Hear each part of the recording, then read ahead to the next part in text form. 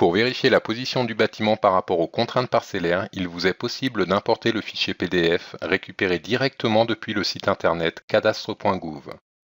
Utilisez pour cela la fonction « Importer un fichier PDF ». Sélectionnez le fichier PDF sur votre poste de travail, puis dans l'assistant d'importation, indiquez l'échelle à laquelle vous l'avez demandé sur le site du cadastre.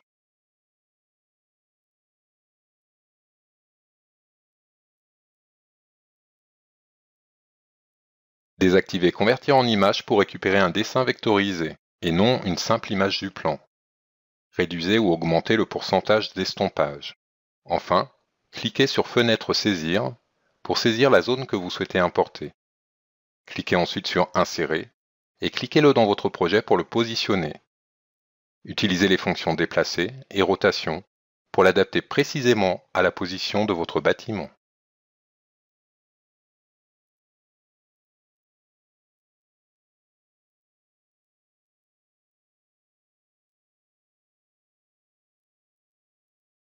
Dans l'onglet Terrain, utilisez la fonction Limite de parcelle pour tracer le contour exact de la parcelle en vous appuyant sur le dessin importé.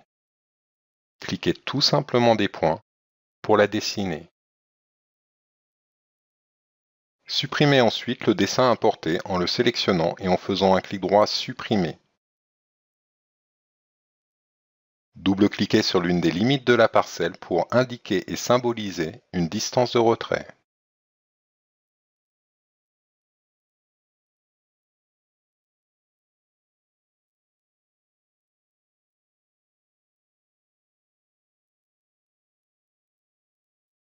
Sélectionnez votre parcelle et au bout du clic droit, choisissez Propriétés. Cochez la case Découper automatiquement le terrain. La maquette terrain 3D va se découper automatiquement par rapport au tracé de votre parcelle. Si vous souhaitez modifier les dimensions de votre maquette terrain 3D, rendez-vous dans le menu Paramètres du logiciel et dans la section Terrain. Modifiez alors la longueur et la largeur de votre terrain.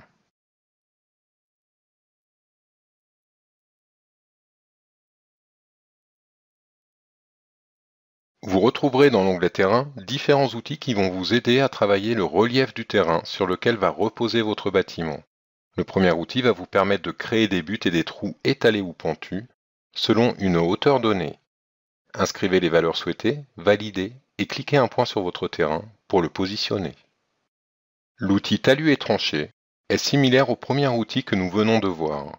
La différence majeure est qu'au travers de cet outil, vous allez pouvoir définir une portée plus importante, directement à la souris, en cliquant sur votre terrain, un premier point de départ et un second pour définir sa portée.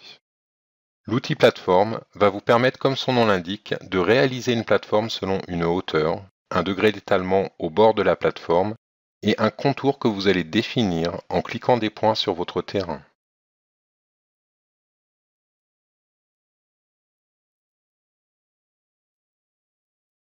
L'outil pente, l'un des plus utilisés, vous permet de définir des pentes selon une hauteur ou un degré de pente, et selon deux points que vous spécifierez à la souris.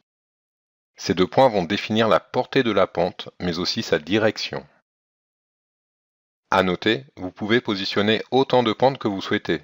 Le logiciel cumulera automatiquement leurs valeurs, et ce, quelles que soient leurs inclinaisons et leurs orientations.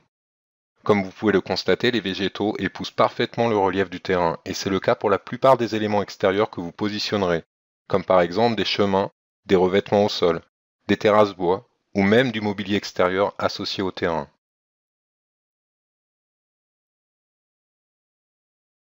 L'outil chemin vous aidera au travers de quelques clics à dessiner un chemin d'accès ou des routes, en pierre, gravillonnées ou bitumées par exemple.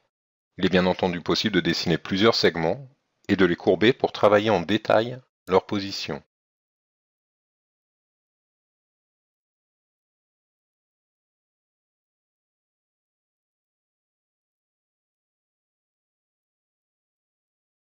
La fonction revêtement va vous permettre de délimiter des zones sur votre terrain en leur attribuant différents aspects comme de la terre, du sable, des aspects de pelouse ou d'eau par exemple. Il vous suffit simplement de cliquer des points dans votre projet pour définir leurs contours. Vous retrouverez au bout du clic droit une fonction pour courber les bords.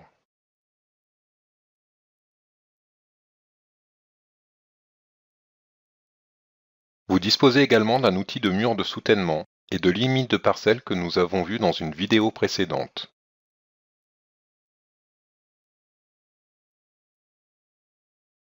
Si vous disposez d'un fichier terrain 3D provenant d'un géomètre, il vous est possible de l'importer selon une multitude de formats. Cet outil va vous permettre de récupérer le maillage complet d'un terrain disposant de points d'altimétrie en X, Y, Z et d'obtenir la géométrie exacte d'un terrain.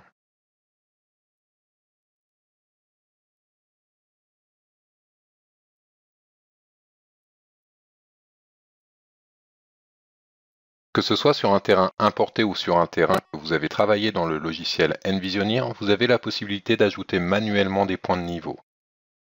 Au travers de cette fonction, cliquez dans votre projet à la position des points de niveau que vous souhaitez ajouter.